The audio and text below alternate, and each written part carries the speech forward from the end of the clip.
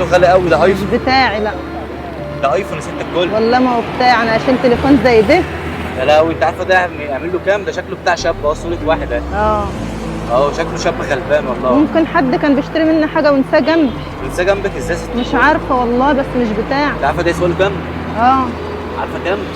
لا ده يسوى له 11000 جنيه ده. والله صاحبه هيجي ياخده الوقت. هو بس كده يا ست الكل انا هاخده. بس لا طبعا، يعني بس انت جاي مصلحة- تشتري مني مصلحة حاجه. رزقنا احنا الاثنين. لا طبعا والله، لو انت انا واحده بقرا في المصحف ما ينفعش طبعا. صاحبه هيجي ياخده الوقت. مصلحه، ما هو ده رزقنا اهو. يابا صاحبه هيجي ياخده الوقت، رزقنا ايه؟